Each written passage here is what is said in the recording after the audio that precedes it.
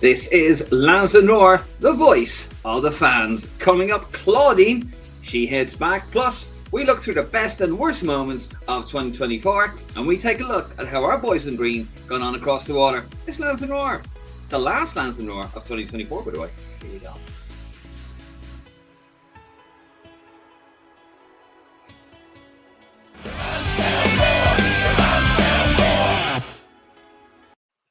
Hello and welcome to Lansdowne Roar. David Dunn here, joined by Mark Prendergast and Connor McAvoy. You're very welcome to the final Lansdowne Roar of 2024. As always, guys, if you haven't already, please do subscribe to the channel here on YouTube, where we are trying to grow the channel here. And you can also head over to our Facebook, Instagram, and our Twitter account if you want opinion, such as Connor's article today, which he wrote about a fantastic scouting system that's being used and promoting Irish football. It's over at lansdowneroar.ie. That is lansdowneroar.ie, and Connor tells a little bit more about that later on. And of course, Connor, who is over at Rep Tracker on Twitter, and head over there as Rep Tracker on Twitter if you want to find out the latest and what's going on with the current and the future boys and girls in green.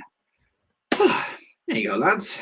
Seamless intro there. I like to think. Yeah. What are we laughing about? Anyway, lads, it's the ever Lansdowne Roar 2024. How do we feel about it? Don't know what sounds as bad as your mic does at the moment. I don't know what's happened to you there. Yeah, you just jumped in there really loud. You jumped in. That's all right. Oh, sorry. How's it now? That's all right now. There we go. Now you see, and my microphone wasn't working, and the pair of you who were supposed to tell me about these sort of things didn't notice. Thanks for that, chaps. It magically just happened. Just after the intro. But there you go. It's what I'm working with, folks. It's what I'm up against. So please, but there you go. So of course, before we get into it, lads, I suppose Connor, you and I did a video, the most successful video we've ever done on Lansdowne Roar. Better. You're welcome. Yes, you are. You are welcome. Martin, don't think you're on it, are you?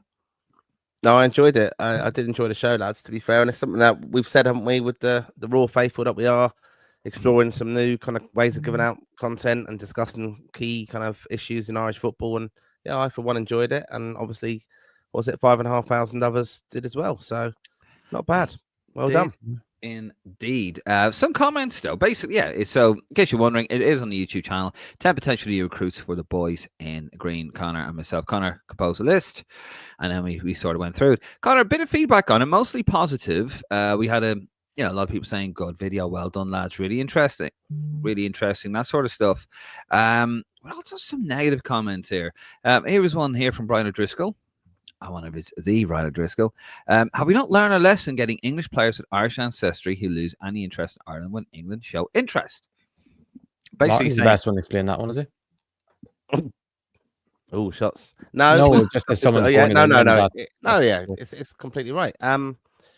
Yeah. Well, look, it's social media, isn't it? And we do appreciate all the feedback, of course. But yeah, it's obviously an issue close to my heart, and yeah, it's a debate that we've often had as Irish football fans with the likes of Jack Grealish and Declan Rice and other people who have got dual or tri nationalities. And, I'm a firm believer in, if you put it into the kind of young people early on that they feel Irish and we have a positive engagement with them, that you're not going to lose them. We've got a lot of players, as you explained on the wonderful video, that are potential players for Ireland in the future, and they can play for a number of nations now. That's just the way of the world, and I don't think we should be afraid of, just saying, oh well, because they can head off to England if they really want to. That's just going to happen with anybody. We're going to benefit from it, but we'd also lose out on, as we have seen in the past as well. So I just believe that you have to kind of really, like Kevin Kilban, and Alan McLaughlin, and a whole host of others. David Connolly as well comes to mind. If you're brought up Irish and you're living in London or England or wherever it is, you're going to play for Ireland. It won't be a choice. I think people need to get a grip a little bit here. There's another comment here saying Liam Delap doesn't want to play for Ireland. Stop discussing it. It's embarrassing. We'll get to that in a second. But I think people need to get a grip here. Like the days of people having to leave their homes in the 60s, moving over to England on the ferry, the Guinness boat or whatever, and then basically raising a son up to be quite fervently Irish. I think those days are done. Now, where they grow up and they grow up with an Irish accent because the parents, the communities that they're living in now are very strong Irish strongholds, like in London, Kilburn, those sort of places. That's kind of all done away with now, Like, for example, my sister would be as, she's as English could be. And, we were the same father. It's just a generational thing. I think that's kind of done with. And I think we just have to realize that we don't have a talent pool that we should have. We don't have resources in the country that we should have. So we will have to rely on, maybe for the next 2 or 3 footballing generations anyway, next 30 years, maybe relying on second, third generational Irish talent who maybe haven't grown up with a fervour for Ireland or a gra for Ireland, but then maybe grow into it and then realize, actually, no, I like this and like what it's about. I think people just have to kind of wake up to that a bit. There's some good examples. I could imagine, like the likes of Callum Robinson. My estimation is that he didn't really feel that way as a child, but when you see him now, it's probably the most enjoyment he gets as a footballer is going away with Ireland. You see how much he posts about Ireland and how much he loves it, and I think he's taken a liking to hurling a lot. And there obviously is other examples out there, but then there'd be other examples like yourself, Martin, who would always be brought up as Irish, but because they have an English accent, they're told you're not Irish or you can't represent Ireland. But mostly by me. But these are a lot of these same people are. A lot of these same people are. If you have someone living in Ireland who's Nigerian parents, they try to tell them that they're not actually Irish and they should be playing for Nigeria. So it's a lot of hypocrisy going on in modern football, and you just have to kind of block them out and not listen to them. 100%. Just getting back to some of the comments here, and then we'll move it on. Liam Delap does want to play for Ireland. Stop discussing it. It's embarrassing. Kind of quickly on that one. I don't know. I don't think anyone knows, because as I mentioned before about Rory Delap always said that his father always brought them up and would always tell Liam as a child that if you're good enough, you play for Ireland. And I don't know, whatever way, when you get into a system like English football system early, it's probably hard to come out of it, especially when you're playing with mates and you're been brought up like white. What's probably the reason, the change in his eyes? Maybe when it gets to senior level, it's different, but especially particularly at underage level. Yeah. Another one here is where was it? About Job. Job in a thumbnail. Job in the thumbnail. Not a chance. His father and grandmother were England supporters, not to mention his brother. When did he ever reference Ireland? Pure fantasy, and that comes from Clem Fandango. Yeah, look, even to go back to the context of it, you were speculating about players who have got the qualification to play for Ireland. I know some of it may be a bit dubious, but it is there. And I think it's another important kind of thing to raise. I've said it on the podcast before that, a lot of the Irish lads who came over kind of generation ago, like I'm thinking, I don't know this for a fact, but like Glenn Whelan, even Rory Delap, things like that, they've got kids. They're married to girls as well, or women who are Irish, but sometimes they are married into an English family. So they have that possibility of, if they become a footballer, that their kids can play for both nations. And then you've got, they're not going to hate England. Like, that's absurd. I don't know. I think that's where a lot of this comes from, this negative. Why are we looking at English players who can play for England or who are in England now? They're not Irish. Why are we looking at them? It's not that. It's, I think we should be looking at players who, like I just said, if they were good enough themselves to play for Ireland, and their kids have actually come through as footballers now, we should have them. We should have them wanting to play for Ireland. That's it. They should want to, but don't feel aggrieved if they do think, no, actually, I have been brought up English as well, and I'm going to play for them. We shouldn't be aggrieved by that. Like Delap is the case in point. Let's be honest. If Delap is going to be a very, very good player, he's going to be wanted by England. There will be the Declan Rice situation. They will be saying to him, "You're a top striker," and he's playing Premier League, of course. He's done very well so far. But if England come calling for him, he's going to choose England. He's been brought up in England. That's just going to happen. He hasn't played underage at Ireland. There's going to be no reason. We're only going to get Delap if he just feels, I'm in so much competition here against other lads. There's no point me going here. And we had a very good point of this day, didn't we? At the Lansdowne live show, we did. Clinton Morrison explained it really, really well of how he felt Irish and how he loved being part of the squad and was made to feel so welcome. So I think that's important. Yeah, no, absolutely. Yeah, I think people just have to understand that it's kind of different, and I know it's very difficult for people who are born and bred in Ireland to understand this, who haven't moved out of the country, and they go, well, they should want to play for straight away. Not really, and you got to get realistic. It's the modern world out there, but it doesn't mean that if they do choose to play for Ireland, because okay, they may not be good enough for England, and England, one of the top sides of the world, doesn't mean we should turn our back on. We are in no position to turn our back on anyone who's halfway decent, and that is just fact, folks. So let's just remember that. Let's get a bit realistic. And on Joe Bellingham, it's a bit weird to say that when his first cousin Louis Barry has already represented Ireland, and he probably will represent Ireland again. And if anyone remembers Jude Bellingham's introduction at Madrid, as they always do when they announce a Galactico, in a sense that a highlight reel of his photos, the very first photo comes up as Jude Bellingham in an Ireland jersey as a child. I'd like to think that his father probably would have been an Ireland fan with having an Irish father. Most people who are second, third generation and have come across them all the time, they always have a soft spot for Ireland. Okay, they always do, and there will be the Ireland shirt, that kind of thing. Like my nephew, who was born in September, he's going to be England through and through. But I will do my best, just in case he's any decent at football, by the way. Although he's going to be a West Ham fan, so probably not. Probably end up hating Ireland now. Watch, but no, he's going to have an Irish, because he's got a lineage towards Ireland somewhere. He's going to have that. But he's going to be predominantly England. That's just the way it is. His parents are English. It's just anyway. Martin did rightly say there apart. Well, Lansdowne Legends, we have part 1 at the moment out. If you want to listen to Martin and myself speak to Alan Kelly, Clinton Morrison and Ian Hart, that was live from the London Irish Centre in Camden, recorded in November. It was fantastic. That is part 1. That is out at the moment on YouTube. I'm going to put the link to that in the uploaded version of this, because we do 2 versions of this. We have the live stream, and then we do another version, which is uploaded. And of course, part 2 is available on New Year's Day.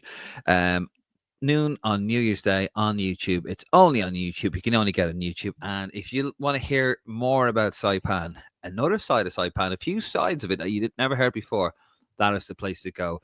Part 2, Lansdowne Legends. That is available only on YouTube.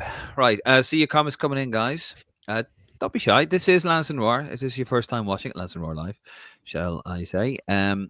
Same as always, leave a comment, get involved. Anything we speak about, we want to hear your opinion about it. We are, by the fans, for the fans, Irish football's most interactive podcast, and any other else shite I can think of saying that. To comment, get involved. And anything you want to ask us about, even stuff we haven't even spoken about here or thought of, ask away, and we shall answer to the best of our ability. Right, lads, I suppose, well, shall we get into the topic there? We get stuck in a controversial topic, which came about sort of last night and this morning. I kind of woke up to this, actually, Lance. I had a bit of a late night. And, of course, it is the headline. Claudine Keane. She looks well, doesn't she? She's looking very well. Look at that there. Looking well. If I put Claudine's picture up there, no disrespect to Claudine, no one's going to know the fuck she is. So I had to put Robbie Keane. Claudine Keane is the wife of Robbie Keane. Now, Robbie Keane, Ireland legend. Should be untouchable, but he's not. He's polarising in Ireland, which is mental when you think about it. Ireland record caps holder, goal scorer. However, a few choices in the last 5 or so years have sort of made him a polarising figure in Irish football. And, of course, one of them was him becoming the manager of Maccabi Tel Aviv. And of course, we know the whole thing going on with Israel and Palestine at the moment, and blowing the shit out of each other, or actually more accurately, Israel blowing the shit out of Palestine. And of course, that Ireland has links with Palestine. That's the whole, without wishing to get too political or dragged into that. So he took a job in Israel and he came under fire again. So Claudine has come out and defended him. Now, at the end of the day, whether you agree with Robbie Keane or not, Claudine, her husband is getting absolutely battered in the press and has been battered really in the press and by fans alike. And maybe because, there's an argument there, certainly with cause, but at the end of the day, it's her husband. So she's going to stick up for him. Anyway, but Neil O'Riordan shared. Bear with me, folks. It takes a little bit of explaining. But Neil O'Riordan, who writes for The Sun, no problem with Neil, by the way. Anytime I've met him, and Connor, we met him on the trips.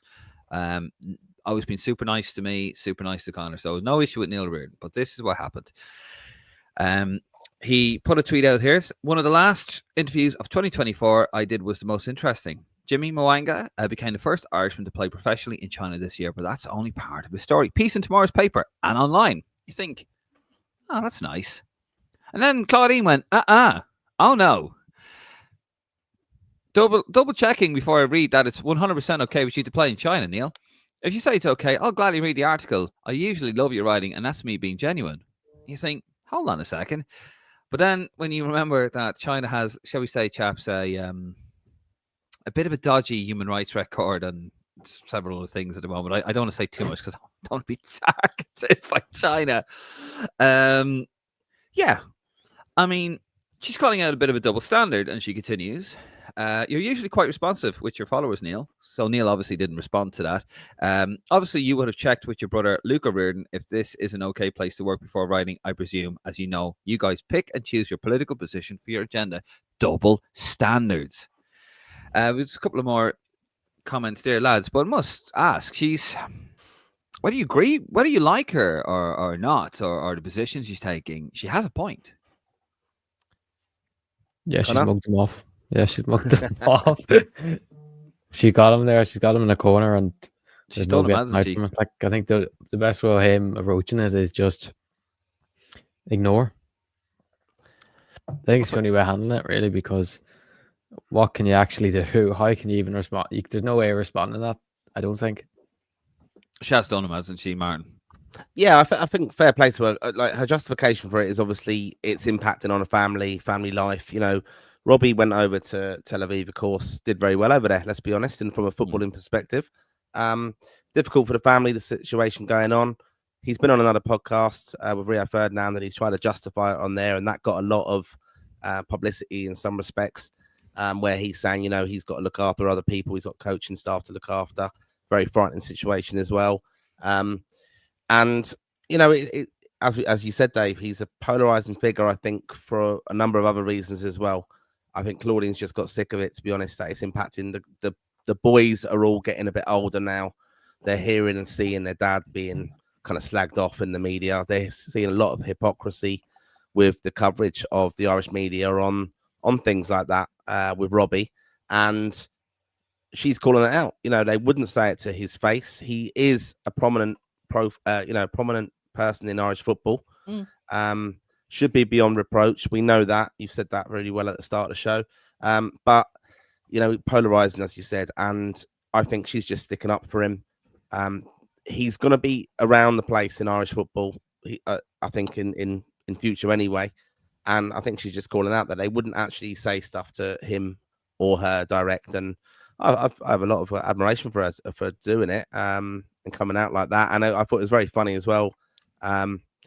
Twitter does make me laugh these days anyway. We've all got opinions, of course. But, you know, Hunty commented as well, didn't he? Stephen Hunt.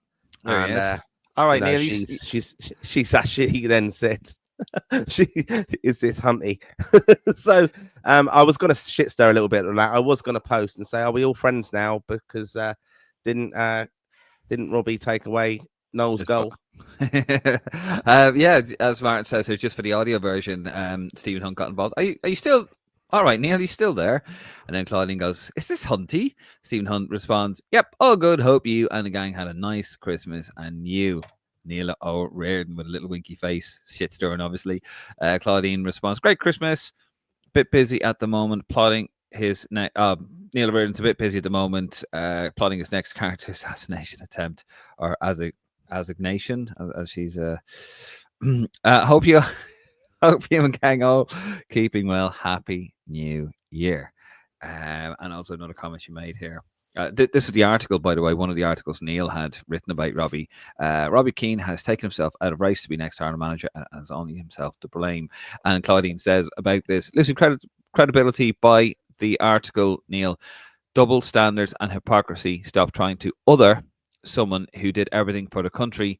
Also, at least tried to hide promoting bows for your brother, who is PR for them, and being a mouthpiece for your brother's political party. Who is Neil Britton's brother, by the way? What's that about? Politician, isn't he? Is he? Yeah. Left. Did he leave Fianna Fáil and then went to Well, Sinn Saz Féin nearly and scored. as a- Oh, sorry. Yeah, Go I've on seen in. it. Oh, So we are recording live. I know we're recording live, but we are keeping an eye on well, Finn Azaz football as the fanboy ball. there. There he pay is. attention, lads. We got over Sorry. 600 people watching us. Come on. Fan Azaz over there. There he is. Yeah. Yeah, I mean, I think it's fair to say that they've absolutely done Neil Reardon up there. See, this is why you got to be so careful when you mix politics and football, because you're going to get done.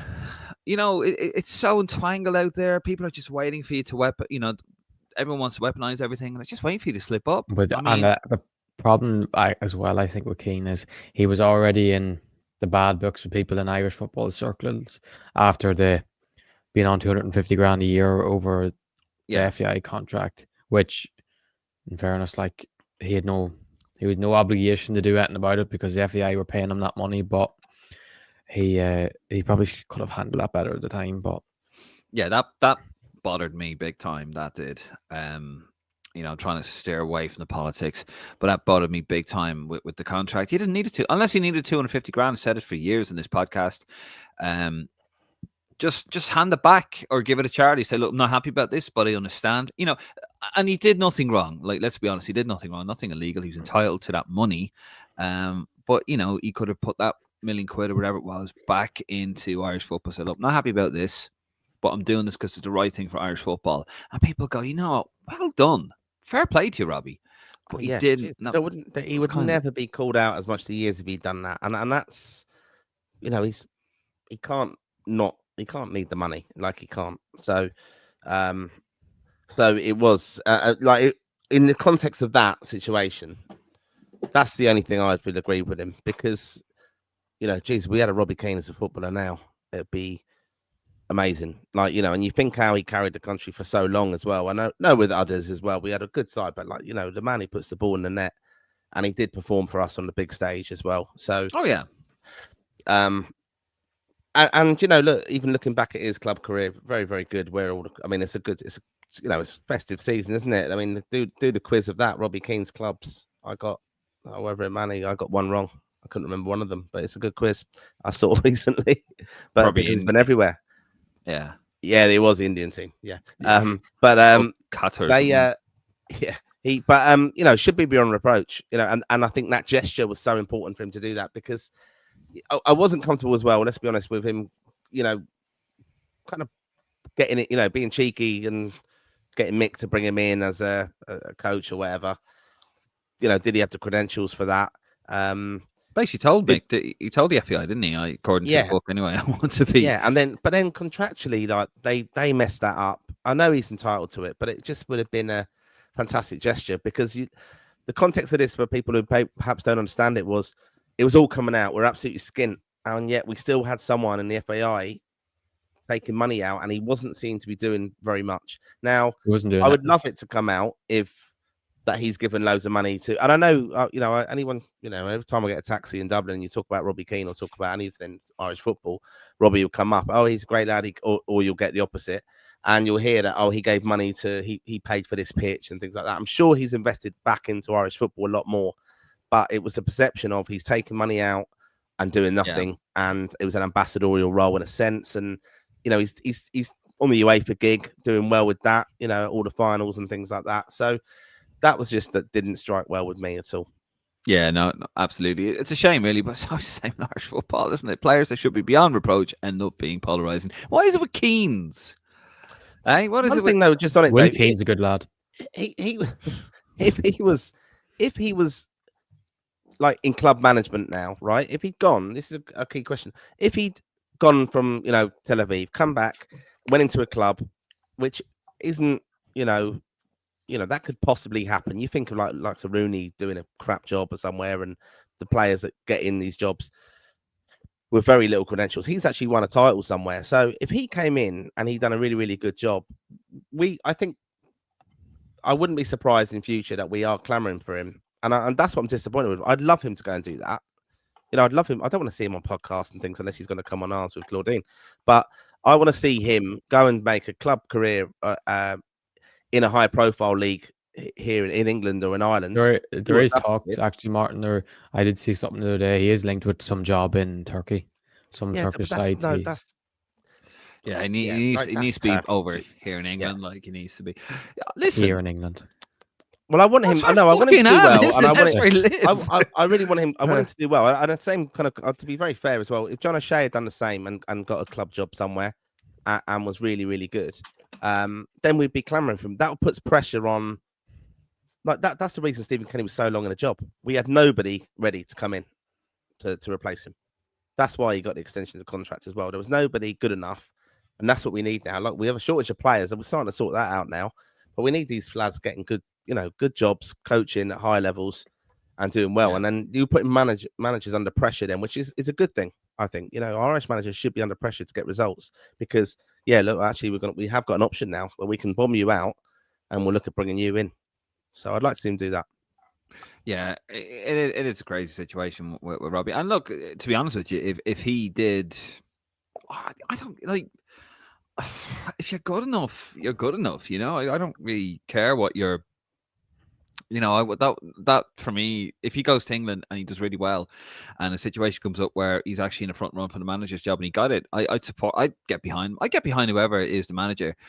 Would I ask questions? Of course I would. We ask questions about the current guy, Heimer. But we'll be fair. We'll get behind him, and I would get behind Robbie Keane if he's good enough. If he proves himself in a club setting, he's won one title. Probably should have done better in Europe as well. I think they throw away like a 3-goal lead or something stupid. He took him the farthest I've ever been in Europe, but he's got to kind of has to do it again. He has to do it at a higher level, and sure we'll see. But I don't know. It's a strange one. That it's just weird. Like he's had a few jobs at where was he? Was at Middlesbrough. John Mudgate, number 2, got thrown out of there. Was it Leeds? Leeds with Sam Allardyce. Yeah, got bombed out of there as well. When he got relegated. Sorry, Connor, what were you going to say? Did he have something at Villa at one stage, was he? Was there one stage it was him and John Terry on the backroom staff when John Terry was assistant? Was he there doing something at one stage? Yeah, something like that, wasn't he? Now he's been a manager, though. I can't see him going in anywhere as an assistant again or a coach. I think that's just going to be, he wants the main job. He probably has gone for jobs as well, hasn't he? Yeah. Like, it's just the way he is. Anyway, I'm sure this saga will go on, lads. We'll get into... Are you ready for a bit of Oi Big? Martin, you make sure to point him out if he's wrong. Yeah, there's a fair chance of that, actually, to be fair. Yes, of course, this is... And the two lads, I'm sure, will point out with glee if I've got something wrong. Here we go. So this is just to preface this. It's the games that have happened today. There is one from Friday. Oh my God, what a miss. Sorry, just Martin would have seen it there. What are you fucking paying attention? Like, see what I'm folks, what I'm up against. We're listening to you. Right, I'm listening to you. Yeah, be engaged for fuck's sakes. Have you seen my past record, I big? No way I haven't got anything fucking wrong. I need you. Right, just to preface I think it's the Brentford game, because they don't have a game their game was like 2 days ago, so there isn't one this week that I could find anywhere, so that's why. Yeah, on Tuesday. On Tuesday, there you go. Yeah. So anyway, right here we go. Queeving Kelleher, an unused sub in Liverpool's 5-0 fabulous win. Mark Travers, unused sub for Bournemouth again. Mark O'Leary, 90 minutes and 3-0 win over Portsmouth for Bristol City. Josh Keeley, 90 minutes and 2-0 win over Cambridge United. Leighton Orient. Gavin Mazzino, still injured. Don't actually know when he's going to be back. Is that okay, chaps? Yeah, we all happy. What about Josh Keeley? Nine clean sheets in 12 games. Highest percentage record in the EFL. He's on fire. Yeah. I believe there was talks that Spurs wanted to bring him back, but he wants to stay at Leighton Orient and get the full season playing every week on loan. I had a Fucking chat with him the other night. unbelievable. I didn't have a chat with him, but I did see him pre-season, of course, for Tottenham against Enfield Town. And one thing about him, I was speaking to someone about him the other night when he watched him last year at Barnet quite a bit, and he was saying that back then, I think he's getting better, but I think he was just very prone to mistakes. Positioning wasn't always great. I think he was more focusing on, in a way, dare I say it, trying to be like a Kelleher, trying to speed a Bazuna, like really comfortable, showing, oh yeah, I can take the ball at my feet and all that stuff. But yeah, can't knock it. Been really, He's really gone to good. another level this year. Yeah, which someone is that's great, seen. and that's going to put pressure on. Yeah. Which is good. It's good. Hopefully, he gets a championship move next season. Yeah, because he needs to move out of League One if he's going to really make a go. It's only a loan deal anyway, so Yeah. I'm sure Spurs will get a good loan from the year after. Well, state that their team at the moment, he might get a run in the first team next season. Probably should get one now. Right, on to the defenders, folks. Keep your eyes peeled. Seamus Coleman wasn't in the squad. I'm going to ask you about that, Connor, why that was. Darrell O'Shea plays Monday for Ipswich Town. Nathan Collins, 90 minutes and 0-0 with Brighton a couple of days ago. Liam Scales, 90 minutes and a 4-0 win over St. Johnstone for Celtic. Shane Duffy, 90 minutes and a 1-1 against QPR for Norwich City. Mark McGuinness, 90 minutes and a 2-1 loss against Swansea for Luton Town. Callum McDowd in 89 minutes and an assist and a 2-1 win over Watford, Cardiff City. Matt Hardy, 90 minutes and a 2-2 draw with Spurs. Jake O'Brien, unused sub for Everton. Warming the bench at Goodison. Ryan Manning, 4 minutes and a 2-1 loss against Crystal Palace. They were ahead in that game for a bit. Andrew Amabamadeli not in the squad again for Nottingham Forest. Robbie Brady still injured at the moment. Rib injury, I believe. Jimmy Dunn played as a centre-back today in a 1-1 draw against Norwich. John Egan, late kick-off today. I'm sure he's on the bench somewhere. Aaron Cashin still injured for Derby County. And Samuel Garcia McNulty, they're on a winter break over in the Netherlands. Will Ferry, 90 minutes, a 1-0 win over Aberdeen for Dundee United. And James Abanqua, 18 minutes and a 2-2 draw with Torino for Udinese. Can you take the fucking vibration off your phone? It's driving me mad. Sorry, I'll put on Do Not Disturb. But, These youngsters. But all I'm going to say is, Martin, he made a mistake. He forgot to include Will Ferry assisted the 94th minute winner for Dundee United today. Unacceptable. Unacceptable, David Dunn. Finger on the pulse. Eh? Yeah. Couple of bits, just to O'Dowda, brilliant assist within a minute. Callum Robinson, that's a spoiler alert for when you go through the attackers later on. But I did go on Monday night to watch Arsenal against Ipswich at the Emirates. Shite game, to be honest. But Darrell O'Shea was interesting to watch. I thought he had a really good game, really solid there. And he was really, really good, actually. I mean, they were dreadful, Ipswich. It was, as I said, it was a poor game. But he was the one who stopped. It would have been a fantastic goal by Irish Declan. But he stopped it, actually. He saved it on the line. Well, not on the line, but it would have gone in. But that was he was very, very solid, I thought, Darrell O'Shea. And he's someone who I think is really going to be important for us in the next campaign. Because I think you're on the last show as well, you were talking about the lack of right backs and stuff. He can play there. He can play all along that back four. I think he's going to be a key player for us now because he's going to be playing regularly. Yeah. And another quick thing I would say as well, Jimmy Dunn. I got a message from a QPR fan of mine, not Declan Finnegan, but really? a message of a friend of mine that goes to QPR. The other QPR fan. Yeah, that's it. And he was saying like how Jimmy Dunn's not getting a look in with Ireland is criminal because he's playing really, really well there now, centre back for them. So, I wouldn't say centre back as well. No, I think not necessarily. Not necessarily him centre back there, but I think it's a centre back. He's a League One level player. I don't think they fancy him today, though. Ireland, like that's the thing. He's been in enough. He's always on the periphery of squad. He's never really been given opportunity. But I think Martin. I think the move to right back over the last, it has been a year now at this stage, has made a huge difference to his ceiling as such. And the thing is, Coleman and Doherty were both playing a decent amount of minutes last year in the Premier League at right back, and it is hard just to come in and just say someone, because there's always that sort of thing, especially when you're a club fan of a player. And you'd always, it's particularly the same with Derby fans, it's always, how is our Aaron Cashin not walking into the Ireland squad, because people actually don't realise that we have a decent amount of depth in these positions. Like even if you look at right back, like James Abankwa is starting to get more and more minutes with Udinese. He played 45 minutes a couple of days before Christmas. Actually played 2 halves a couple of days before Christmas, and then he played 20 minutes today. Like he's a centre back he usually plays on the right of a back three, but he would have played a lot of right back coming up through at St. Pat's, and his ability to carry a ball up the pitch would take him ahead of the likes of Jimmy Dunn. Although Jimmy Dunn has every chance of making the March squad if he keeps up this form, but it's just like there is a decent amount of options, especially if Darragh O'Shea is considered, and Matt Doherty, as much as everyone hates saying it, is actually playing well at the moment, but that is in a back three in fairness. And actually on Coleman, Dave, I actually couldn't see it online, and I texted my mate who works for Everton, and he gave out to me for not doing a good job of rep tracking, but he said that he picked up a knock against Man City or something, even though I didn't I know he came out off with a couple of minutes to go, but I just thought that was a substitution. He didn't look injured, so it must have been something very slight. Yeah.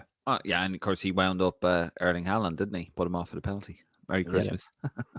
Yeah. Good stuff. Right, let's move it on to midfield. Josh Cullen, late kickoff, playing at the moment for Burnley against Middlesbrough. Jason Knight, 90 minutes, a 3-0 win over Portsmouth for Bristol. Jason Malumbi, 90 minutes, and a 1-1 draw with Sheffield United for West Brom. Finn Azaz playing at the moment, as Connor will attest to. Andy Morris, 71 minutes, and a 1-0 win over Sunderland for Stoke City. New manager as well. Jack Taylor, they play tomorrow for Ipswich. Jamie McGrath, 90 minutes, and a 1-0 loss against Dundee United for Aberdeen. Will Smallbone, Cousin Will, still out injured. Massive layoff for him. Alan Brown injured as well. Really having a torrid time with Sunderland injury-wise at the moment. Mark Sykes also still injured for Bristol City. Luke O'Connell, 90 minutes and a 3-1 win over Peterborough United for Barnsley. Boston Lawal, not really featuring the last couple of games for Stoke City. New manager, as I said earlier. Connor Coventry, 90 minutes and 2-1 win over Wycombe Wanderers for Charlton. And Rockabata, 57 minutes and a 2-1 loss against Cardiff for Watford. Oh, no. You've done it again. What have we done? You're so stuck in your O'Dowda love, your love for Callum O'Dowda, that you forgot that Rocco Vata assisted the Watford goal. Oh, shit, he did, didn't he? Yeah. And you forgot to put in the most important thing of the whole week, Finn Azaz, 2 goals and assists in Boxing Day. I know you're technically not counting that as part of this, but you just have to put it in there. Just because he's the king. Just for the record, Connor called it Boxing Day. Connor lives in North. Just saying. I keep doing it. When you watch football on Sky Sports, it doesn't help, does it? Has anyone got the Brian, was it Broy, the Stephen Maria thing Ned from Broy. From Michael Collins, the G-man, making a list. But apologies for that. No, don't worry about that, Dave. Just let that one go. Get the audio up and get that as a get a Ned Broy little clip, and we'll have that up there. And so many likes to get that on that one, Connor. Yeah, we'll get 5,500 views of that, will we? Yeah. No, you won't. But just bit of breaking news. Finn Azaz had a good chance as Connor has jumped around there in his seat a few times this evening. Watching that, had a shot well saved. Also, him and Josh Cullen have both been booked this evening, so that's a little bit. Josh Cullen, the first half, was best player on the pitch. He's kind of phased out the second half. Burv started to step it up a bit, but actually, Malumbi got man of the match today. He was absolutely brilliant against Sheffield United, who are currently they're second now, but to go away to Bramall Lane and be the best player on the pitch, he was running around like a madman, breaking lads up, which was good to see. And actually, on Boston Lawal, I watched his 10-minute cameo unbox on Stephen's Day again. On Stephen's Day. And he actually, to fairness, he didn't look anywhere near his full fitness, which is expected because he hadn't played since pre-season with Celtic, which was in August. And he probably could have done with a few under 21 games to get fit first. And then I realized that there's no under 21 games at Christmas Day, have a bit of a winter break. So it's probably he's trying to get fit whilst playing matches at the same time, which is hard to do. But yeah, it was a good St. Stephen's Day for everyone, and anyone who calls it Boxing Day needs to put down. Yeah, damage is done, mate. What's that in the distance? Is that the horse far away over the hill? Right, let's move on to the attackers. Or forwards, I should say. Ferguson plays Monday for Brighton. Didn't do much of note the last couple of games. Troy Parrott, winter break for AZ Alkmaar. Alameda, 22 minutes and 4-0 win over St. Johnstone for Celtic. Tom Cannon, last minute winner for Stoke City over Sunderland. Sami Smodic plays Monday for Ipswich Town. Festi Abasella, 33 minutes and a 2-1 loss against Cardiff today. My mate was at that, actually. She's a season ticket holder. Casey McAteer out injured for a few weeks for Leicester City. Mikey Johnson, 90 minutes and a 1-1 draw with Sheffield United for West Brom. Chidozie Ogbenny still out for Ipswich. Callum Robinson, 2 goals in a 2-1 win over Watford. Michael Obafemi out injured. More on him in a second. Aaron Connolly's 30 minutes in a 1-0 loss against Stoke City today for Sunderland. Sinclair Armstrong still out injured as well. And Tyler Goodrum, 86 minutes in a 2-0 win over Plymouth Argyle. I typed in Michael Obafemi to have a look and go, right, why is he, what's his injury like? Like, what's it about? I've typed in Michael Obafemi injury. And it came up loads of different dates over the last couple of years. Michael Obafemi injured. This is just a recurring theme for this guy. Do we know, Colin, do you know how long he's out for?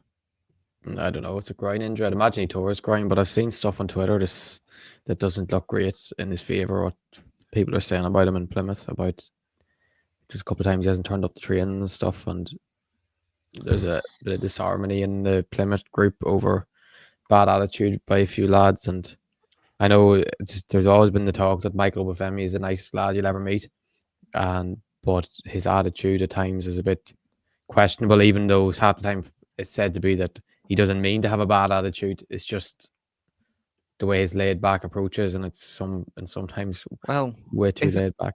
Isn't it just as well, lads, that they have just the right manager at Plymouth Argyle to sort out Michael Obafemi? He's probably out with him. That is the thing that I think it's a bit of a mess there, isn't it? Rooney there, and they're not going to do well. It's not going to work out. We know it's not going to work out. But I mean, it was a strange move. We're hoping he was, he just goes, he takes a step forward, then he goes 2 back, doesn't he, Obafemi? Yeah. And he's so talented, and he's just, yeah. I remember Stephen Kenny's last press conference after the New Zealand game. He was sitting in the press conference, and he was all emotional, and he was praising all the players. And the one player he emphasised the most was Michael Obafemi, saying that lad is so talented, and if we can get Michael Obafemi fit and playing, he could be such a big asset to Ireland and what the damage he could do. But obviously, I don't know whether it's because obviously there is always a sense with injuries. If you're constantly getting injured, somewhat has to be pointed at him. But he is obviously an injury prone type player, like we've seen with players. Like, he is absolutely rapid, and we've always seen with these really, really fast players are constantly picking up these niggly hamstring injuries or groin injuries. I've said it before that he's build. He's a sprinter basically, and you're going to get those injuries. He's like a sprinter who plays football, and that's it. And yeah, he's got talent and stuff because he's obviously able to play. And you think of his incredible goals he's got. But he's not kicked on though and become the main man. And I think we're guilty of as Ireland fans of just hyping him up a little bit when we have a player into a window within the camp who scores a few goals. We get so carried away with it, and then they're undroppable for the next game and things like that. Whereas, I think even back to Callum Robinson scoring like a hat trick or whatever, then he probably believes, I'm starting the next game, and I don't think that should necessarily be the case with the manager for that. So that's just us, I think, getting a bit carried away with it. I mean, look, you boys have done it before, and we'll come on to the comments, I'm sure, soon. But I mean, you look how carried away you are when Didsy's 1 goal in his Irish career. 8 man of matches out of 13 games. That's probably the best record in Irish football in history. Matches. And No, also, it just came to my head. It actually came to me. He has got 8 caps. Actually, cousin Will's back training. Actually, there was a photo of him training on Christmas Day with Southampton. Good And stuff. as is Gavin Mizuno, he's in full training. Yeah, Mizuno But- as well. So. And actually, sorry to inform you, Dave, but Martin, he's done it again. He put What's he done Mikey again now? Johnson started today. He must have played 71 minutes, did he? Because you said 19 minutes. And Tyler Goodrum got an assist. Yeah. Oh. Yeah, he assisted. He got assisted from a corner. Oh god. Well, that's why I Yep. have you two pair of fuckers Yeah. anyway, making sure that I do everything. Constant mistakes. It's like even calling it Boxing Day when it's Oh. clearly St. Stephen's Day, and now you're doing this.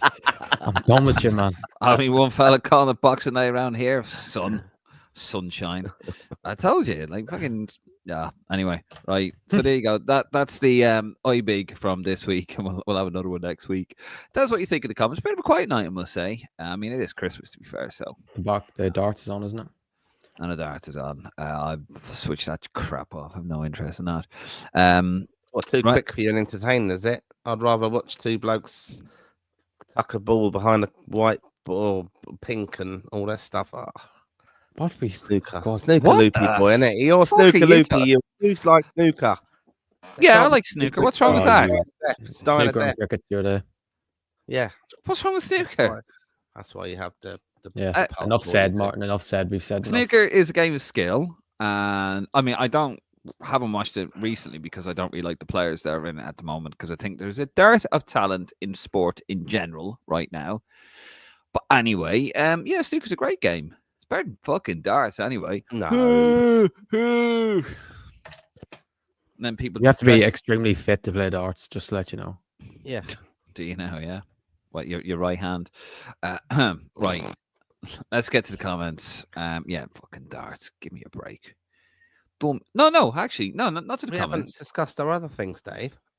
No, we haven't, have we? That is our best and worst of 2024. So we're going to give our opinion on what has been our worst moments of 2024. I can think of a few, lads.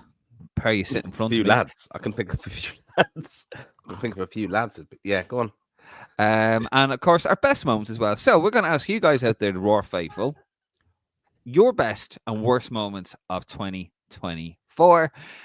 And we're going to talk about our best and worst moments of 2024. So, who wants to start?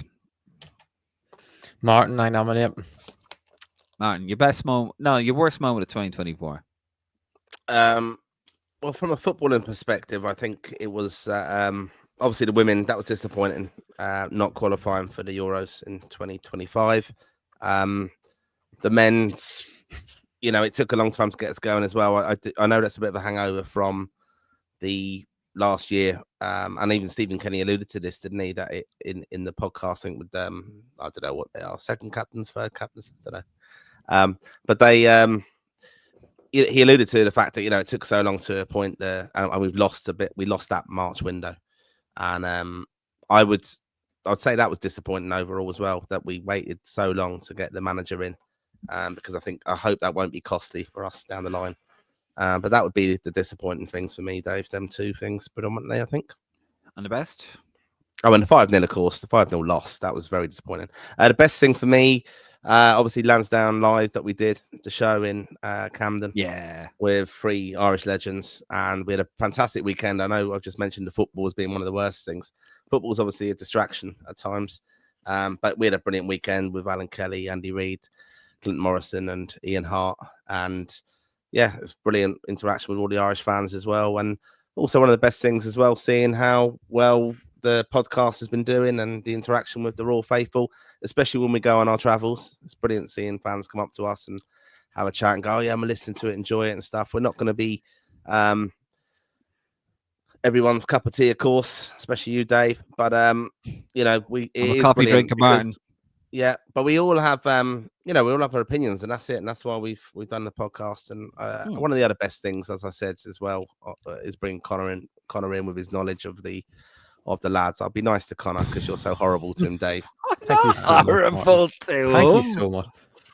At I'm least not it was horrible, valued on the Connor, am podcast. But seriously, as well, the away trip where Ireland won in the last minute, seeing the rise of Festy, I think he's going to be a very popular Irish player going forward.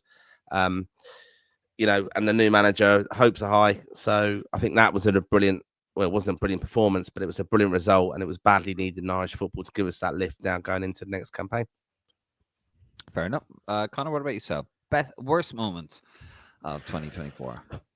Still no. The worst moment for me was that Ireland under 21's ending of that campaign.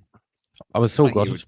I've never been so devastated, weren't you? gutted in a long time. I don't know. It was just I felt the connection to that team. That team was a lot of them players are the future of Irish football. I think a lot of them are going to be top players. And I honestly thought they could have went to the Euros next summer and went a real go at going the whole way in the competition. And the fact they didn't qualify from the group, they were the best team by far and was just gutting. And it wasn't just that they were a talented bunch of lads. It was they were actually a real good crop of lads that really should have done more. And like it's just so disappointing in the end it didn't qualify. And it was more shocked that it didn't qualify in my eyes than anything. And then the England game at home, that just nearly killed me. Just them two scoring and just people That's talk still- about the 5-0 being bad. No, that was more acceptable because we went down to 10 men. But when them two frauds scored, that was was just incredible. disgraceful. I mean, what were the chances of that though? Like, yeah, I was sitting across from you, Connor, Martin, and I just, you see the net, it's like, for fuck's sake, they've scored. And then you see the player kind of running away and you see the haircut and you go, no. Oh God. And then you see It was the just name come one up. man in particular. It was just one man. One man. But I can't say what I think of him, but just one man. We know one of the two, just one of them. No, but Ridiculous. then you see the other one, boom, boom, boom, and the net go 2-0 for fuck. And then you see another distinctive hairstyle and you go, no. No, please, no, come on. And the abuse I was getting as well from people, from friends of mine, former friends of mine over here go, I hope you're having a really good, that was one of them. I hope you're having a really good day. A little smiley emoji. I had to put my phone in airplane mode. I was getting phone calls in the middle of the match. People trying to ring me. Probably from Declan Rice, were you? Jude Bellingham's dad. Yeah, it was that was quite painful. But I mean, I thought Lee Carty was going to come off and fucking, make it 3-0 somehow. Although, I mean, he couldn't even do that when he was playing for Ireland, bless him. Your best moment, other than sitting next to me and joining the pod, of course? He had a really Finland good away. That Stevens one, day. there's not that many good memories. It's just the bad memories just override the good memories so much from 2024. Just there's so many different sagas in Irish football. There's just something new every week. It's probably just is that one moment in Finland where it seemed like everything was on the right thing. Also, I'd throw in the Shamrock Rovers run in Europe, even the St. Pat's run from where they were coming from, beating teams when they should have done better with. So, or beating teams that were ranked a lot higher than them. But yeah, there's not that many highs this year, but there will be next year. Fair Who enough. to be? Just go on, Dave. I know you're going to come in with your ones. Go on. No, go on. You go. You go first. No, I was just saying, like, player-wise, I know we'll come on to cover it, but no, I do want to hear. We need some more comments on this. Like, give us your feedback of what was your best moment, even players that you've been really impressed with, who you're looking forward to seeing next year. Because I think we have had a number of players now coming in.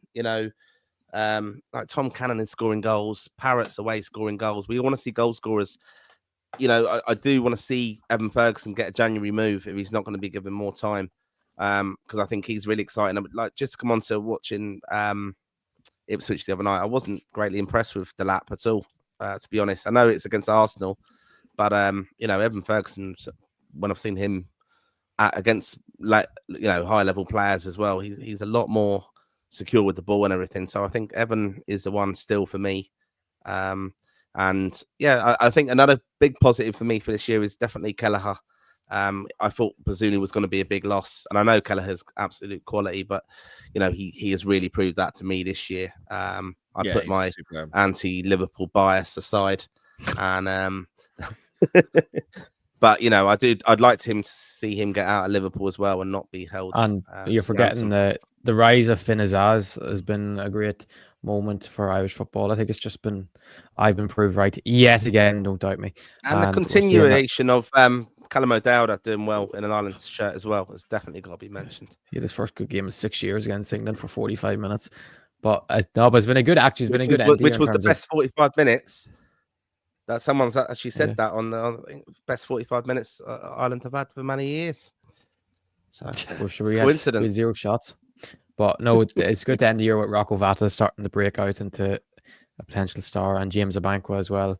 And we've Andy Moore starting to kick on. Boston now all's back. I know he hasn't really played because he's not fit, but there's still positives to take into next year, and we'll qualify for World Cup 2026, and hopefully Dave will make it to then.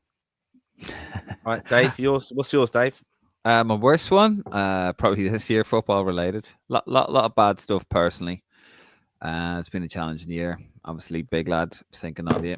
Oh yeah. Still can't believe he's not here, to be honest with you. But there you go.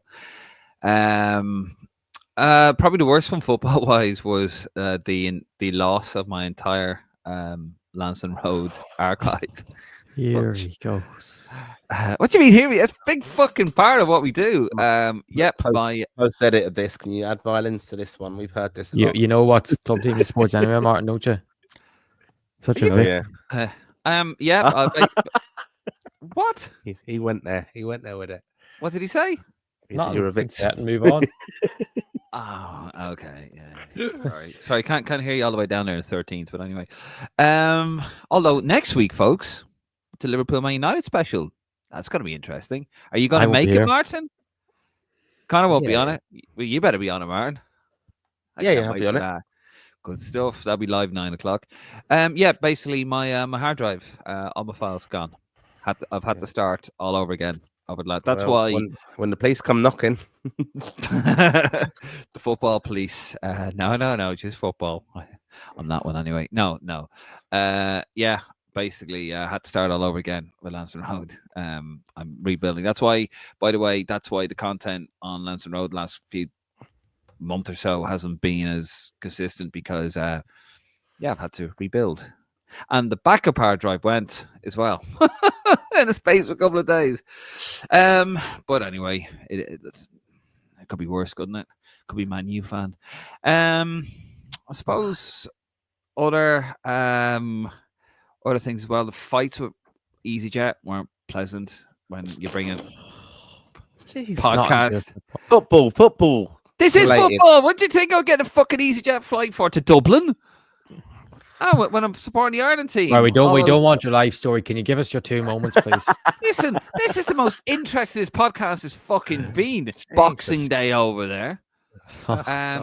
Fucking boxing. Come on, lift the audience now. Come on, give us a positive. Oh, you asked me my worst bit. No, look, I mean, positives now. I think the 2-0.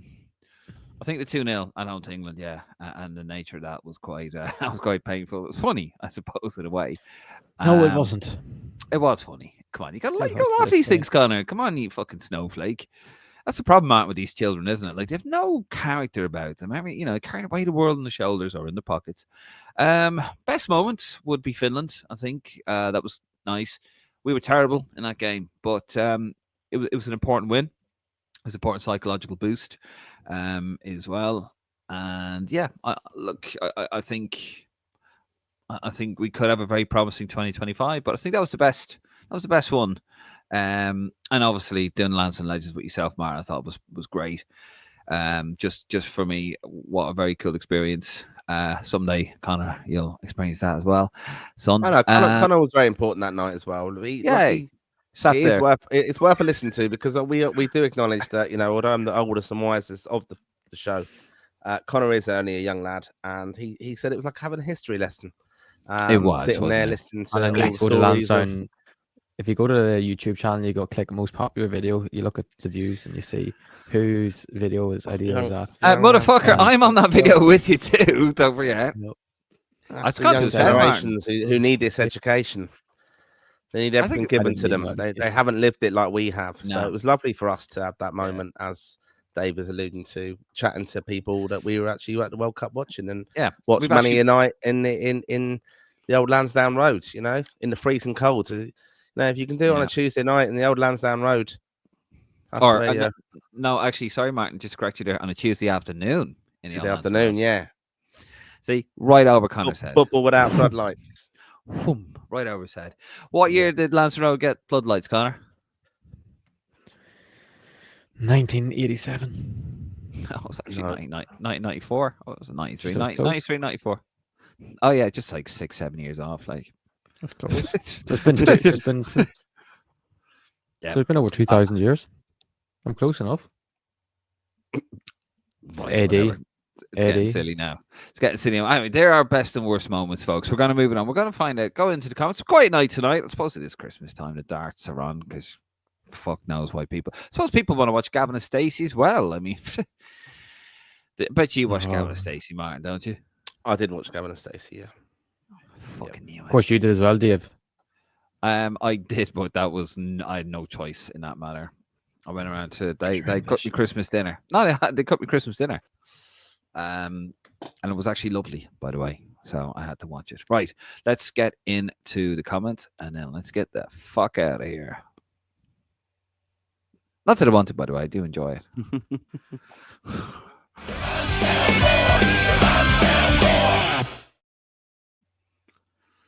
Right, let's get into a quiet night here tonight. It is Christmas time, to be fair. But let's get through those comments. Keep them coming in, by the way. We will be live for maximum the next 30 or so minutes. First one in P. Ireland. Good week for the Irish overseas. Come on, boys in green. Hasn't been bad, lads, has it? Like, it's been a decent bit of form overall. Not perfect, but it never is it? Yeah, it's been good. No, it's been good to see people scoring goals, playing quite well, playing for their clubs, getting game time.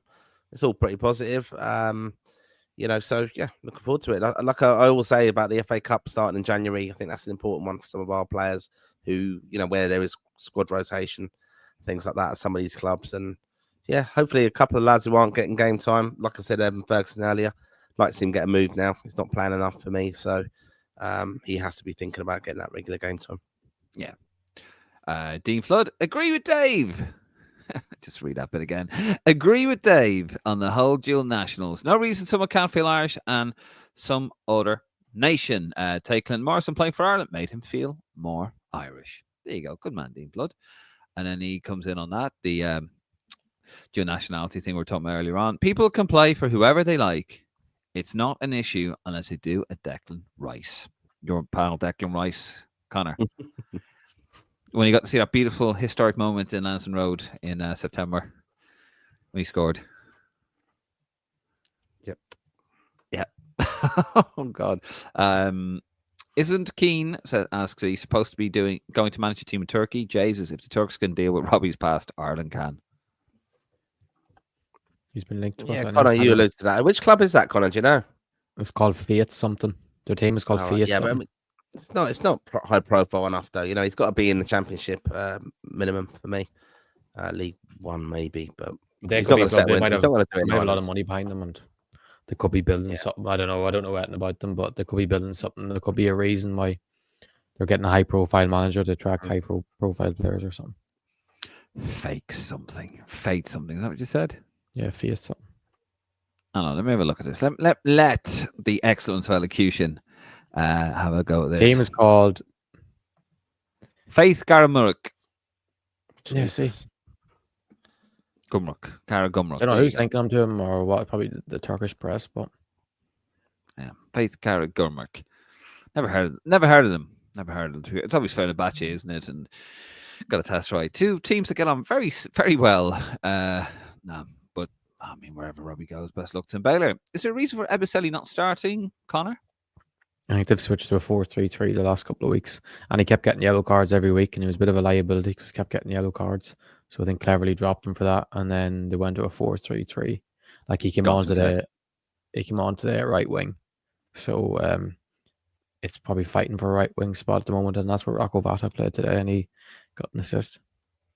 Fair. Yeah, a mate of mine went to that today. Bless her. She's a big Watford fan. And Cardiff are bottom of the table, or second bottom. Sorry, Wayne Rooney's the Plymouth, propping up the table as they will be for the rest of the season. And yeah, she's like, I guarantee you, because I'm going, we're gonna lose at home. That's the first home game they've lost under Cleverly was today. Yeah, she said so. It was her fault. Emily, her name's Emily Kilban, and everyone at work call her Kilbane, and I'm trying to have her name properly pronounced as Kilban. And yeah, they're like, here's Kilban. Is it Kilban? There you go. Emily, if you're watching, I know you're not, but you know. Baylor, these Keane situations would never happen to my goat. Well said. Do you know who this is, Martin? Do you know who this is, Martin? Tell us. No. Oh, the goat. Who the goat is? Who he means as a goat? Yeah, did see. Yeah, see. 8 man of the match appearance. 8 man of matches out of 13 caps. That actually is, in fairness, that is some going for any player, no matter what position or All joking aside. is class going. Yeah, that is fantastic. To be fair. What? It's great going, Martin. Come on. It's great going, but Jesus, some of them. We must get a list of. You never knew what you had till it's gone. That's what it was like with Didsy. Yeah. No. Why do you not go to the Euros ahead of Daryl Murphy?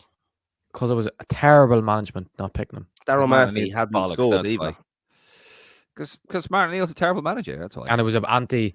Martin O'Neill had an anti-people born in England bias, as we know with Michael Obafemi. He told Michael Obafemi, "You don't want to play for Ireland, don't you?" Even though Michael Obafemi was born in Ireland, but he has an English accent.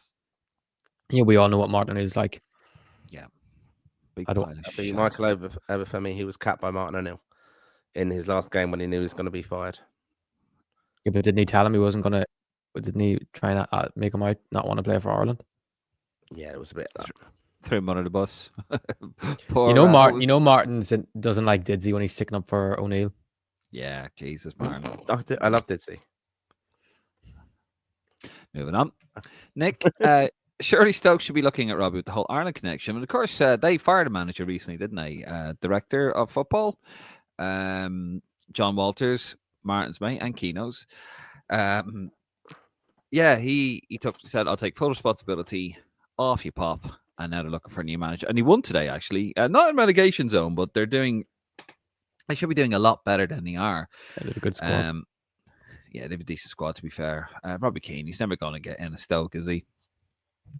Well, you never know. Only you wouldn't know. Yeah, that is the thing. You have to understand the relationship, if there is one, between Walters and Robbie Keane. They could bring in Rory Delap as assistant, because he was there before, wasn't he? As assistant. Yeah. When Liam was there unknown. Certainly isn't much of a relationship between John Walters and Roy Keane. But anyway, moving on. Green Machine. Good on you, Green Machine. There you go. I feel like a coming together. It's a bit like, do you ever see Star Trek Generations when never mind. No, that's gone right over your heads. We'll never be like real men. You what? We watch darts like real men. Green Machine will never be a clamour for Keane down the line. Ireland is so staunchly pro-Palestine, and this war will not be forgotten in his lifetime, never mind his career span. Poor decision from Keane, and that's the trade-off. I don't know. I mean, I get what they're saying there over Green Machine, but I think football's very fickle, and I mean, he has got absolutely battered, and he does seem to be a bit of a pariah in Ireland, which is mental when you think about it, but I don't know. I think it depends on what he's doing. If he just keeps going on like this for the next 10 years and doesn't work another job, I think he's definitely, people won't forget this, but I think it's if he goes somewhere else and wins something with some club and becomes a bit of a hero at a club thing, since things change quickly in football, but in his current space, like I think it would take probably 5-10 years before people start to forget about what he does happen, but time does heal these sort of things. It could happen. I think it depends. I think if I was advising Robbie Keane, it would be a big thing, like a PR thing, that he has to get a job. He has to do a lot more positive press and things like that. That's not just about him. I think he can give it back a little bit more to Irish football and more stories, or even not. I'll be honest, even engaging with podcasts and doing interviews about just about like make himself a pundit basically in Irish football. I know he does Sky every now and again and things, but he doesn't seem massively. I'm sure he is proud. It's the wrong word to use, but he doesn't seem to ever really focus on his Irish career and all that thing. Whereas, you hear Roy Keane talking about stuff about Man United and the good old days and things like that. But I think you have to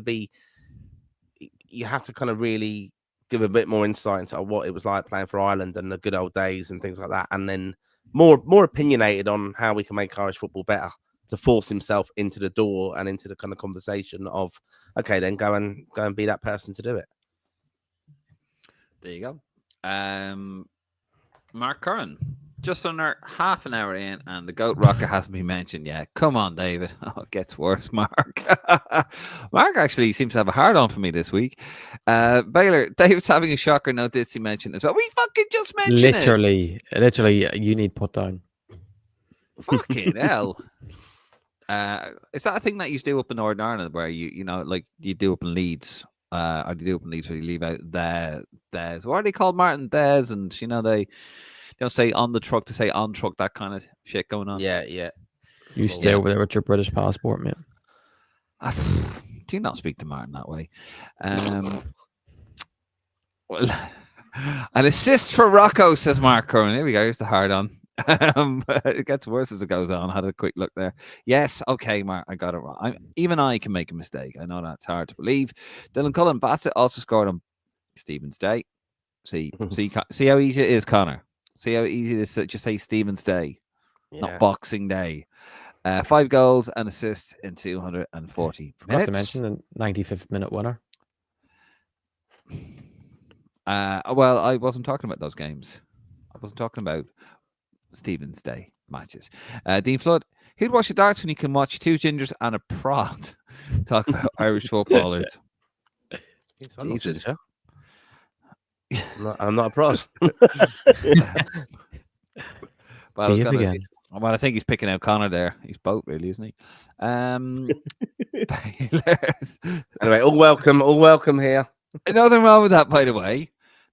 There's nothing wrong with Connor getting out his bowler hat every July, walking down the road. That's okay. We're not here to judge you, Connor. Baylor, Stephen Bunting has the male desired optimal build. Do you know who Stephen Bunting is? Nope. Go to bed already, will you? I don't watch darts. It's shit. No,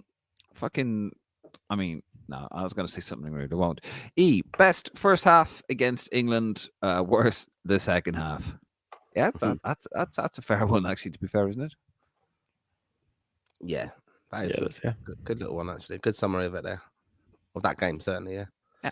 Kate McAvoy. Hey, Connor from downstairs. Are they downstairs, or are you saying you're downstairs in your basement? No, they're downstairs. Mark Curran. Hey, Connor from the attic. How big is your fucking house? What? Jack Taylor looked good. Want to see more of him. He was very good in Athens. He was. I was there watching it live. And oh wait, you both, none of you aren't. Where are you, lads? Sitting at home, watching on the telly. Dean Flood, best. Surprised my dad with England tickets. Worst the actual game. Yeah, fair enough, mate. Which one was that though, Dean? Was that the one in London or was that the one in Dublin? Dean Flood, also Cannon committing was cool. That's a point, wasn't it? He was very, in and out, and all of a sudden he committed, and I was like, oh, okay. We were expecting a big furore with him, weren't we? A big, oh God, what's he going to do? Maybe we were stirring the pot a little bit as well, and all of a sudden he just committed. Oh, okay, yeah, nice one. No, I'm not too. I wasn't too. Connor still has a liver, folks, because I've outed him as a big Protestant.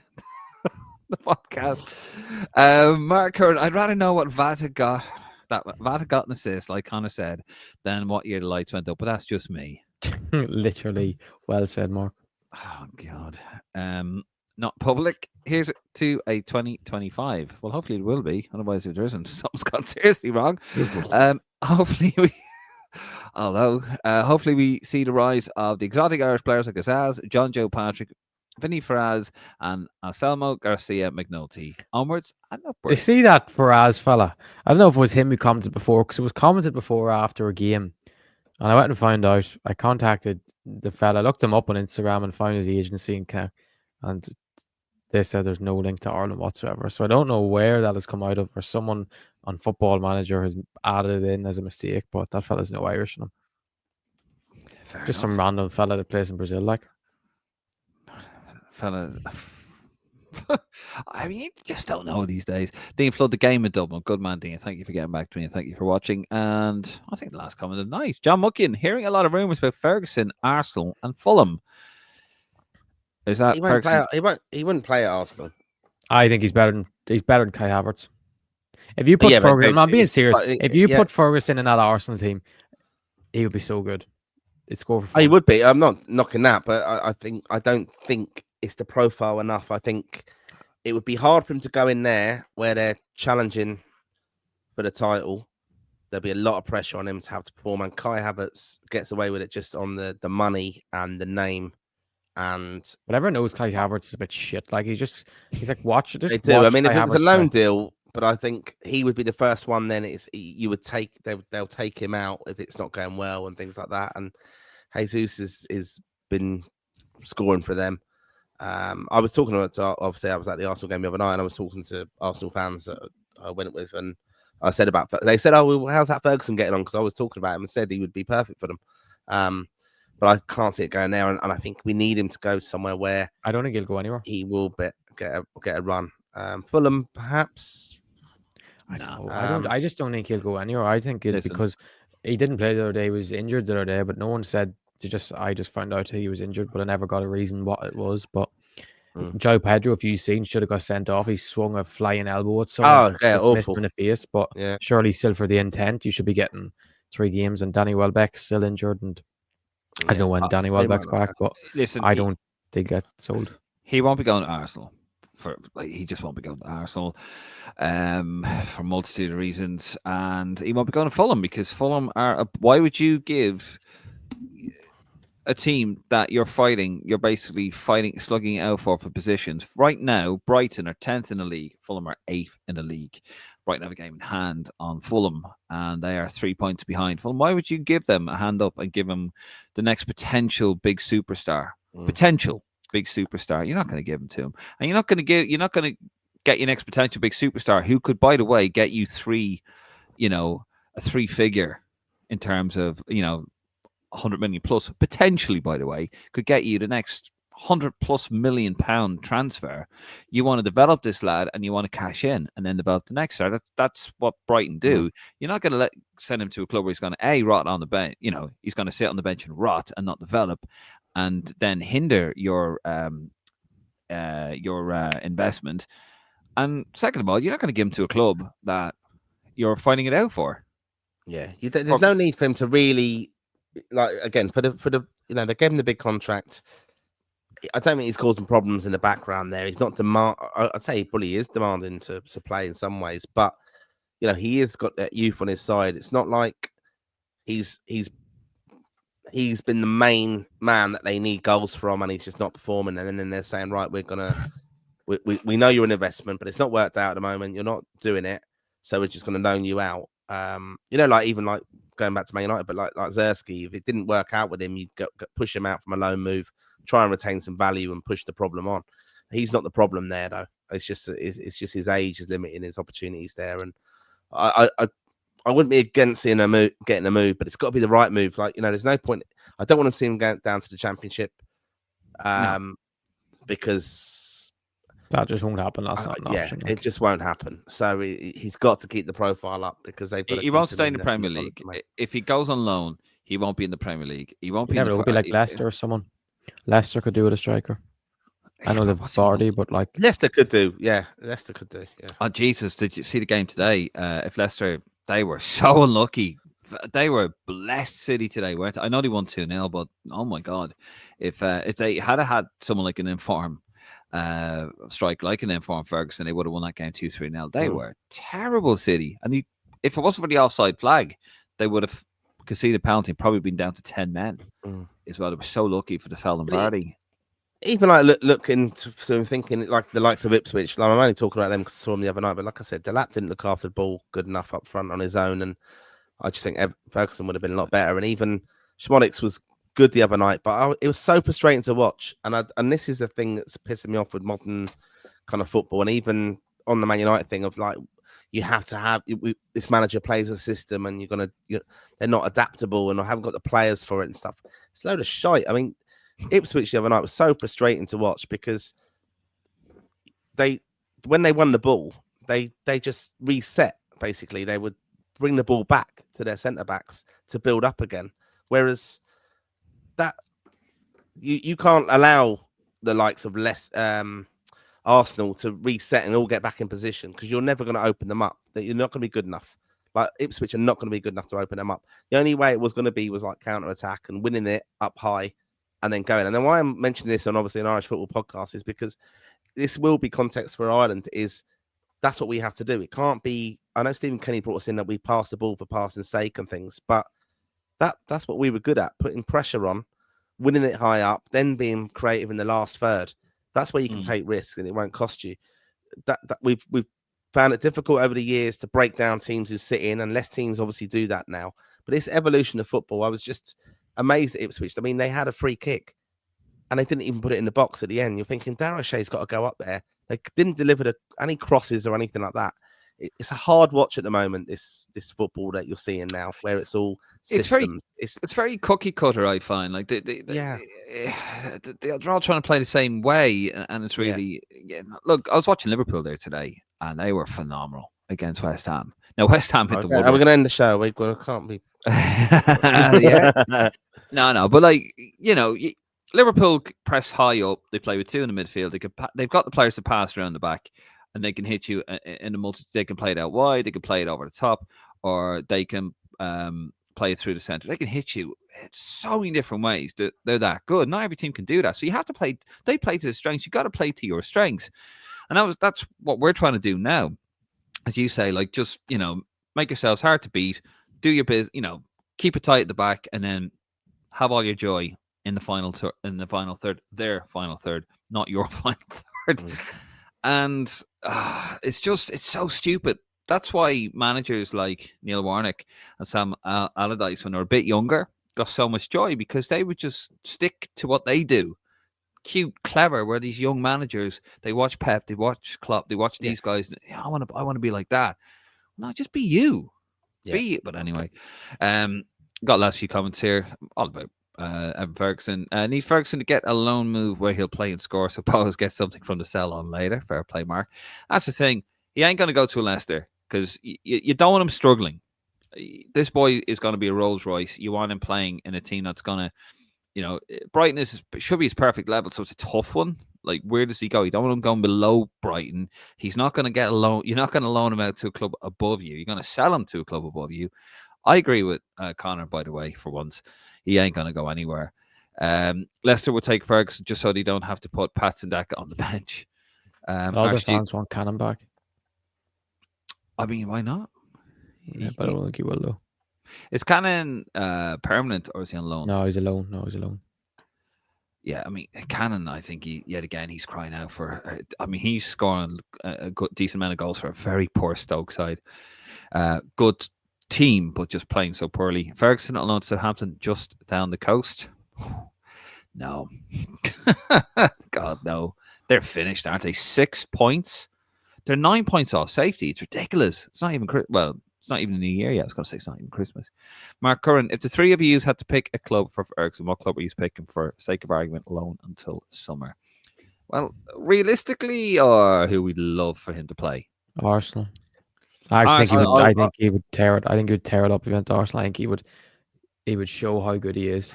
Put them because Arsenal players actually create when you have Odegaard creating for you and the balls to put into the box. Brighton, I've never seen since Hurslers came in. They seem to just play with like 6 wingers or number 10s who like to pick the ball up and just run at men and not get their head up or put a ball in the box. I know Ferguson needs to do more himself to create chances, but their team is so selfish these days. Yeah, I fantasy wise, Arsenal. I think you do well. I'd love to see a big team like that come in and take a chance. Martin, what do you say? Part of the Man United rebuild would be brilliant.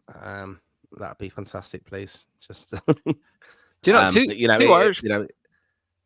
Sorry to interrupt. 2 Irish players that do really well for Man United rebuild. All seriousness, would be just joking. Would be Caoimhín Gallagher and Ferguson. Yes, sorry, continue. Kelleher was at United. They should never let him go. He was there earlier, young. They could have signed him. I'd actually have no problem with that Man United at all because I think Man United aren't great at the moment, and I think Hoyland's very good, but I think the way they play, they don't deliver the ball in the box. Whereas I think Evan Ferguson's build-up play is quite good as well, so I'd have no problem there with that. And it's an interesting one. Will United look at any Ireland players. Kelleher's a great shout, to be honest. I think no, it's not. That's impossible. It won't It's happen. It impossible. won't happen. But Nathan yeah. Collins is the only. I think Nathan Collins is the most likely of any current Irish player because he's playing on the right of a back three with Brentford, and if you see week in week out, he's their best player, the best defender by far. I seen Henry Winter talk about that he's at least doubled his value since he's went to Brentford, how highly they rate him, and that they're talking about how he's been their best defender this year. Nathan Collins is ready to go to the next level, like whether that's Man United or whether it's like a Spurs or someone. But in a back three, on the right of a back three, he's one of the best in England at the moment. They put out I reshared it on Facebook, but Brentford put out a tweet. It was in his game, the 0-0 draw. That's why another reason why I mention it, because he had 100% tackles won, 44 accurate passes, 7 defensive actions, 5 recoveries, and 3 duels won. Now I know you love all that, Connor, but I mean that's the way the modern game is. Now that was a 0-0 draw. That boy, he is quietly, you know, I was critical of him earlier in the season, but he has really upped his game. Yeah, but I think the biggest problem is because of the way fans have such a stronghold over what a footballer opinion is. The only problem is he plays for Brentford, who just don't have a big fan base of social media following. If he was playing for Brighton or I wonder, he couldn't really. Fulham would be the same pretty much. But even if he was still at Wolves and he was doing what he was doing at Wolves in that back three, he'd have so much more hype because of how much of a bigger club they are and thingy. But what Nathan Collins is doing this season is going so underrated, and I would be shocked next season if there's not offers coming from him in the summer. Top 6 team, do you reckon? I mean, you know, it's hard to say a top 6 team because it probably needs to be the right system and stuff. But I actually think he would fit in perfectly in that Man United back three. I know I'm biased to every Irish player, but he has everything that you need to be a top modern centre back. Yeah, no, I mean, as well, looking back to Wembley as well, he'd fit in perfectly at Man United now, though, because he come over at Wembley with 5-0 and he was apologising. You could see him going up to Stretford End and doing that now. See, I can joke about Man United, Dave. See? Well, I mean, that's all you can do, mate, really, isn't it? To be honest with you. Yeah. Of course, we will be live, Man United Liverpool special, 9:00, myself and Martin. That is going to be interesting. Come and get, and of course, we'll do the usual oi big and all that. Martin, you can correct my mistakes on that. We got a few more comments here. Fitness has is like to get a move to the Premier League, Ipswich and Wolves. Next summer, hopefully, I'd like him to wait till. Wolves have a chance to stay up. Wolves are a very good squad. Matthias Cunha is one of the best players in the league at the moment. Like, he's unbelievable. He's so Liverpool good. Probably poach him. No, I think he's at United. I mean, he's good United, doesn't he, Martin? A big build though, United, haven't they? Like, it's mad. But you want entertainers. That's what you need, Martin. There's a lack of real entertainers, and when you look at the Premier League, there's very few. But Matthias Cunha is one that gets you off your feet every single time you watch him getting the ball. And that's just why I want to go to Old Trafford. I just like people to get me off my seat. Yeah, I think Man United get you off your seat and out of the stadium, really, don't they? Yeah, like, at matches, I'm not a fraud. In the press box. Yeah. Any reason he gets up the seat in the press box is when you drop your Maltesers. I don't. The only place I drop my Maltesers is in my fucking mouth, mate. No, I think United, yeah, definitely are. I don't know. I wouldn't panic just yet. I mean, you can go in. He's had to wake it up a little bit, hasn't he? It's a big. Let's be honest. It's a big pile of shite in the Old Trafford dressing room right now, and it's like a big pile of elephant dung that just sits in the corner, and he's got to go in, wake it all up, and he's got to clean it out, and it's going to stink. And right now, it stinks at the moment. I have actually done that, by the way. I've worked at a zoo for the day. Genuinely, up in Whipsnade. I have Whipsnade and Luton. See, fucking a lot of stuff I've done that I just don't know. And I think that's what's going on at United at the moment. You can't really do much unless you get to you get a transfer window, you get players out. And I think it's going to be more important getting players out than in, and then get a few cute signings maybe. But who knows? Last one, and this is the last one, lads, and we're going to go. This is for you, Connor. Apparently, Faraz's father lived in Gort in the 2000s, worked in the meat factory. Returned to Brazil before Faraz was born, but obtained Irish citizenship beforehand. So there you go. But that could be true. But what I know is that your parent has to be born in the country. You can't qualify through another for someone getting citizenship. That That's is from what true. I'm That aware of. they changed that in 2005.